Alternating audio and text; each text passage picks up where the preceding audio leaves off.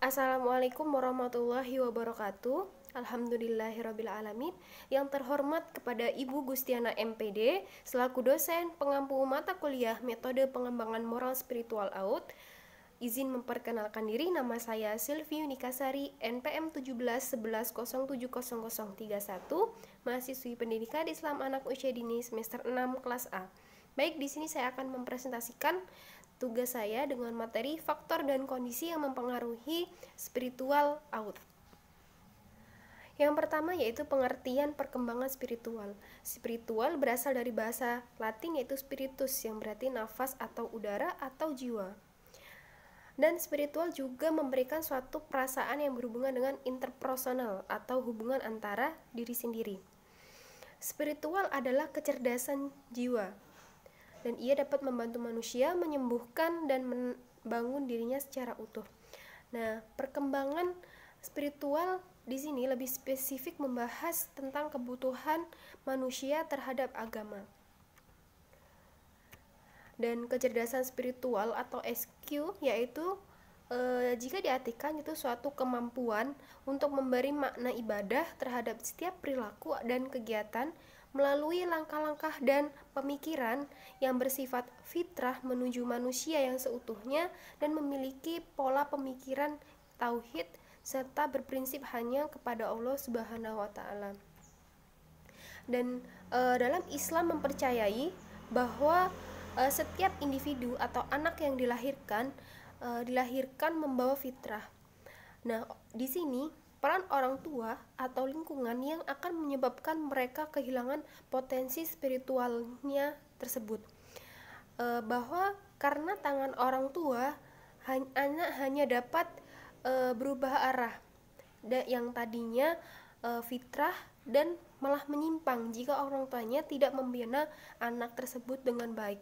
Nah, padahal di sini pengembangan kecerdasan spiritual sejak dini akan memberi dasar bagi terbentuknya kecerdasan intelektual pada seorang anak, intelektual dan emosional seorang anak. Nah, selanjutnya yaitu faktor-faktor yang mempengaruhi perkembangan spiritual anak. Nah, di sini menurut Samsu Yusuf ada 3, yaitu yang pertama faktor pembawaan. Nah, faktor pembawaan atau internal, yaitu maksudnya faktor dari lahir. Nah, setiap lahir, setiap manusia sudah dibekali dengan akal dan kepercayaan terhadap zat yang mempunyai kekuatan untuk mendatangkan kebaikan dan keburukan.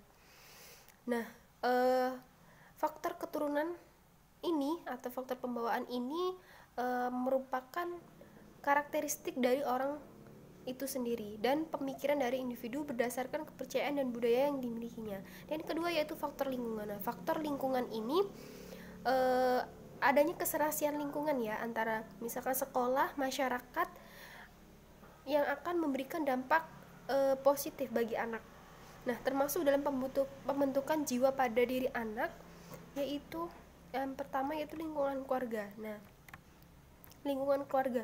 Nah, keluarga merupakan lingkungan yang pertama dan utama bagi seorang anak.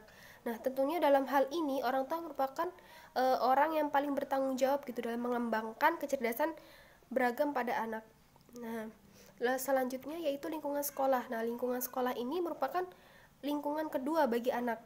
Nah, setelah keluarga, karena hampir setiap hari anak dapat menghabiskan waktunya di sekolah dan bersama teman atau gurunya. Nah, yang kedua yaitu lingkungan masyarakat. Nah, selain faktor keluarga, sekolah, lingkungan masyarakat menjadi turut mempengaruhi spiritual anak gitu. Lingkungan masyarakat yang dimaksud ya meliputi lingkungan rumah sekitar gitu. Rumah sekitar yaitu bisa jadi tempat anak bermain atau tempat anak melakukan suatu kegiatan gitu. Seperti contohnya yaitu kalau di rumah itu ada televisi, nah serta media cetak lainnya. Nah, atau buku komik. Nah, seperti itu. Nah, itu juga bisa mempengaruhi spiritual anak. Dan kondisi yang mempengaruhi perkembangan spiritual anak di sini berpendapat bahwa ada keadaan atau konteks yang berpengaruh terhadap perkembangan moral spiritual seorang anak, yaitu situasi, individu, sosial. Dan 3 keadaan tersebut yaitu yang pertama keadaan situasi. Nah, keadaan situasi ini meliputi sifat hubungan antara individu dan yang terkait dengan orang lain yang melihatnya, pengalaman yang sebelumnya, dan nilai sosial atau norma di masyarakat tempat tinggal. Dan yang kedua yaitu keadaan individu. Nah, keadaan individu ini meliputi temperamen ya, temperamen atau dia bertindak berlebih atau lebih memunculkan emosinya. Nah, perkembangan moral dan spiritual ini mungkin dipengaruhi oleh temperamen individu gitu ya. Dan yang kedua yaitu kontrol diri. Kontrol diri yaitu mungkin juga dipengaruhi gitu, karena untuk melakukan dorongan perilaku. Nah, ini termasuk juga. Dan yang ketiga yaitu harga diri atau self esteem. Nah, pada anak harga diri ini juga belum berkembang secara sempurna. Nah, konsep yang lebih tepat untuk menggambarkan adalah self worth. Nah, pada di sini anak mampu membuat penilaiannya.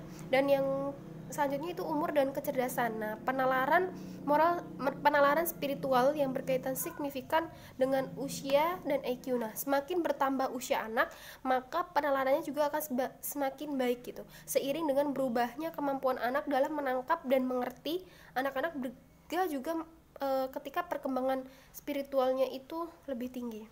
Dan pendidikan. Nah, pendidikan juga melalui anak memiliki kesempatan untuk mengembangkan pemikirannya secara kritis. Nah, selanjutnya yaitu interaksi sosial. Interaksi sosial juga mempengaruhi gitu.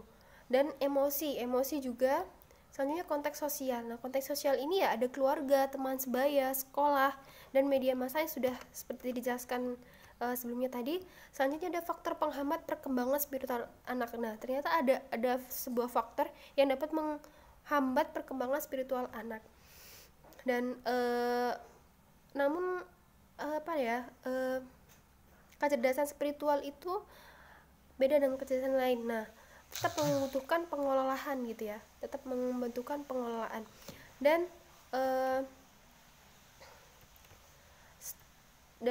selanjutnya itu kepentingan dan prioritas. Nah, mengawali penjelasan ini ya ada Quran surat Al-Hasyr ayat 18 bahwa manusia itu perlu memperhatikan semua yang telah dilakukan sebagaimana pelajaran. Nah, jika baik akan ditingkatkan pada hari esok, dan jika buruk akan diperbaiki. Dan bagi anak usia awal ini perlu menjadi catatan gitu, serius bagi para pendidik atau bagi orang tua gitu, karena penanaman rasa memiliki kepentingan bahwa hanya manusia yang membutuhkan Allah dan harus memprioritaskan aktivitas hidupnya untuk melatih hidupnya agar menjadi anak yang baik, dan Allah lah sebagai prioritas utamanya. Nah, gitu. Dan melalui sudut pandang, melihat dari sudut pandang kita mengambil suatu kesimpulan bahwa masing-masing itu memiliki sifat dan kepribadian masing-masing. Nah, bagaimana kita untuk mengolahnya tersebut. Dan mungkin itu saja yang bisa dapat saya sampaikan pada materi kondisi dan situasi spiritual anak usia dini. Apabila ada kesalahan, saya mohon maaf kepada Allah, saya mohon ampun. Terima kasih. Wassalamualaikum warahmatullahi wabarakatuh.